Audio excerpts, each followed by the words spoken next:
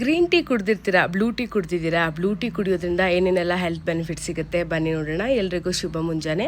ಮೊದಲಿಗೆ ಫ್ರೆಶ್ ಆಗಿರುವಂಥ ಶಂಖಪುಷ್ಪ ಹೂವನ್ನು ಕಿತ್ಕೊಳ್ತಾ ಇದ್ದೀನಿ. ಪ್ರತಿಯೊಬ್ಬರು ಮನೆಯಲ್ಲೂ ಕೂಡ ಶಂಖಪುಷ್ಪ ಹೂವಿನ ಗಿಡ ಇರಬೇಕು. ಯಾಕೆ ಅಂದರೆ ಈ ಹೂವು ಡ್ರೈ ಆಗಿರುವಂಥ ಹೂವನ್ನ ಹೊರಗಡೆ ತೊಗೊಳ್ತೀವಂದರೆ 1000 ರೂಪೀಸ್ ಆಗುತ್ತೆ ಕೆಜಿಗೆ.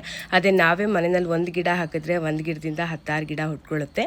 ಹಾಗೆ ಫ್ರೆಶ್ ಆಗಿರುವಂಥ ಹೂ ಸಿಗುತ್ತೆ. ಈ ಹೂ ಡ್ರೈ ಆದಮೇಲೆ ಒಂದು ಸ್ಟೋರೇಜ್ ಬಾಕ್ಸಿಗೆ ಹಾಕ್ಕೊಂಡ್ರೆ ಪ್ರತಿದಿನ ಕೂಡ ಬ್ಲೂ ಟೀ ಕುಡಿಬೋದು. ಆರೋಗ್ಯಕ್ಕಂತೂ ತುಂಬ ಒಳ್ಳೆಯದು. ಮೊದಲಿಗೆ ನಾನೀಗ ಬ್ಲೂ ಟೀ ಮಾಡ್ತಾ ಇದ್ದೀನಿ. ಒಂದು ಗ್ಲಾಸ್ ನೀರು ಹಾಕಿ ಹೂವನ್ನು ಹಾಕಿ ಒಂದು 5 ನಿಮಿಷ ಲೋ ಫ್ಲೇಮಲ್ಲೇ ಕುದಿಸ್ಕೊಳ್ತಾ ಇದ್ದೀನಿ. ನೀರು ನೀಲಿ ಬಣ್ಣಕ್ಕೆ ತಿರುಗೋವರೆಗೂ ಕುದಿಸ್ಕೋಬೇಕು. ಈಗ ಟೀ ಆಗಿದೆ. ಗ್ರೀನ್ ಟೀಗಿಂತ 10 ಪಟ್ಟು ಒಳ್ಳೆಯದು ಬ್ಲೂ ಟೀ. ಗ್ರೀನ್ ಟೀ ಜೊತೆಗೆ ಶಂಖಪುಷ್ಪ ಹೂವನ್ನು ಹಾಕ್ಕೊಂಡು ಗ್ರೀನ್ ಟೀ ಕೂಡ ಕುಡಿಬೋದು.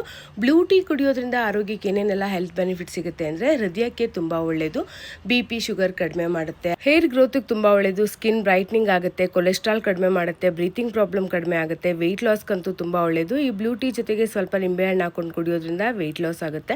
ಇನ್ನು ಹಲವಾರು ಪ್ರಯೋಜನಗಳು ಈ ಶಂಖಪುಷ್ಪ ಹೂವಿನಲ್ಲಿದೆ. ವಿಡಿಯೋ ಇಷ್ಟ ಆದರೆ ಲೈಕ್ ಮಾಡಿ. Thank you so much for watching.